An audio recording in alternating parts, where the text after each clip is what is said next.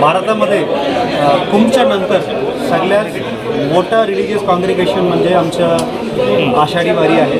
म्हणून आपल्याला माहिती असेल एप्रिल 2च्या मी रुजू झालो. जवळपास पुढच्याच आठवड्यात मी वारीची तयारी सुरू केलं होतं. परेड पालखी स्थळ रिसीव्ह करणे आणि सगळ्या पत्रकार मित्रासोबत मिटिंग घेणे, विश्वासासोबत मिटिंग घेणे. जवळपास 3 महिना अगोदरच आम्ही मिटिंग सुरू केलं होतं, तयारी सुरू केलं होतं आणि सगळं टीम एफर्ट आहे. त्याचं फक्त एक माणूस यश नाही आहे, याच्यामध्ये पूर्ण डिपार्टमेंट जवळपास 23 डिपार्टमेंट आहे, 25,000 कर्मचारी आहे. सगळं मिळून आम्ही हा वारी यशस्वी पार पडला. पहिला वारी होता. माझा अनुभव खूप वेगळ्या पद्धतीने खूप डिफरंट आहेत आणि खूप चांगलं वाटतंय की हे खूप यश झालं.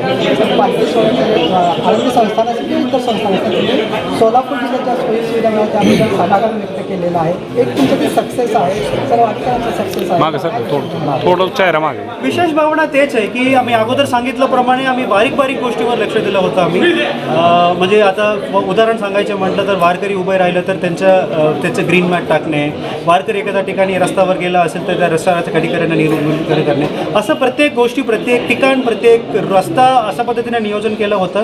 म्हणून आम्हाला यश भेटलं आणि मला नक्की खात्री आहे की इतर जिल्ह्याला सुद्धा हाच पद्धतीनं पुढच्या वेळी चांगल्या पद्धतीने नियोजन करून त्या जिल्ह्याला 16 दिवस तुम्ही उपवास केला, तर यामध्ये नक्की चॅलेंजेस काय काय आले? चॅलेंजेस नाही, हे उपवास माझा पर्सनली मी केलं होतं.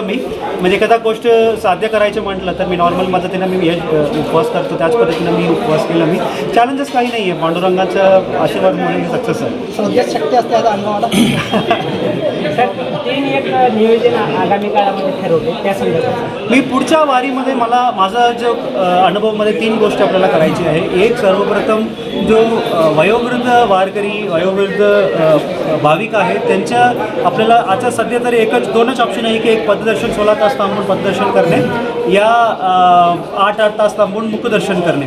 या व्यतिरिक्त तिसरा ऑप्शन त्यांना कशा पद्धतीनं उपलब्ध करून देता येईल. दिव्यांग वारकरी असो या दिव्यांग बांधव असो या वयोवृद्ध बांधव असो, तो त्यांना आपल्याला लवकरात लवकर कशा पद्धतीनं दर्शन देता येईल, तो माझा पहिला विचार आहे. दुसरा, प्रत्येक पालखी स्थळामध्ये आपल्याला एक तिथे फायर स्टेशन ठेवणेसुद्धा बंधनकारक आहे, तो सुद्धा मला लक्षात आलं. आणि तिसरा विषय, यावर्षी बरेच वारकरीचे एक विषय तक्रार होत आहे की तो घुसखोरीचं प्रकरण. हा घुसखोरीचं प्रकरण कशा पद्धतीनं पुढच्या वर्षी आपल्याला हाताळता येईल, हा 3 विषयाबद्दल मी नक्की विचार करून पुढच्या वारीमध्ये मी याच्याबद्दल विचारली. सर, आजी आमची VIP आहे, नाही, जेव्हा माझं दर्शन म्हणजे जेव्हा माझं पाहणी चालू होतं तेव्हा मला एक आजी सापडला. त्या आजीचं वय मी अगोदर सांगितल्याप्रमाणे 80 ते 85 होतं आणि पूर्णपणे आजी जागलेलं होतं. पण तरीसुद्धा आजीनी जवळपास 6 तास थांबून त्या ठिकाणी आलं होतं. म्हणून मला आणि आजीनी मला सांगितलं की हे माझं शेवटच्या वारी आहेत आणि याच्या पुढे मी ह्याच तिथूनच मला हा कल्पना आलं की अशा पद्धतीने जे कोणी वारकरी आहेत, वयोवृद्ध वारकरी आहेत, त्यांना आपल्याला कशा पद्धतीनं लवकरात लवकर दर्शन देता येईल, तो मी विचार पुढच्या वर्षी. उपमुख्यमंत्री शिंदे साहेबांनी झालेल्या कामाचं थर्ड पार्टी ही करा सांगितलं, त्याबद्दल काही नक्की. आतापर्यंत आम्ही 3-4 डिपार्टमेंट मार्फत आम्ही याच्याबद्दल काम केलेली आहेत.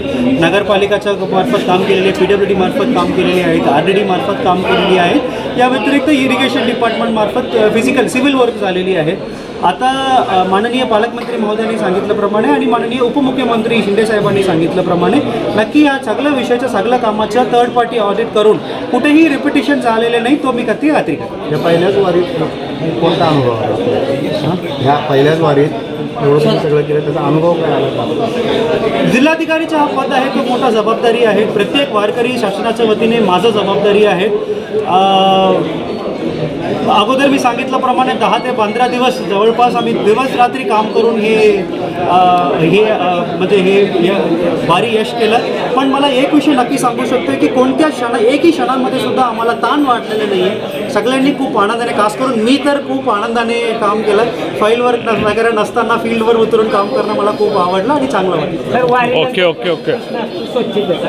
शहर आणि परिसरातल्या आता मी अगोदर सांगितल्याप्रमाणे 25 तारीखला जेव्हा वारी संपलं, 26 पासून ॲक्च्युली 25 संध्याकाळीपासूनच आमचं स्वतःचं काम चालू झालं आणि खास करून 26 सकाळीपासून काम चालू झालेली आहेत. नगरपालिका मार्फत जवळपास 1100 कर्मचारी आणि जिल्हा परिषद मार्फत जवळपास 150 कर्मचारी, असं 1550 कर्मचारी मार्फत आम्ही आता स्वच्छता काम चालू केलेली आहे. बरेच ठिकाणी आता पण फिरत असताना मला वारीच्या नंतर खूप चांगल्या पद्धतीने स्वच्छता दिसलं, पण अजून आमचं काम थांबलेलं नाही आहे. आम्ही पुढच्या 1-2 दिवसमध्ये पूर्ण शहर आम्ही स्वच्छ करणार.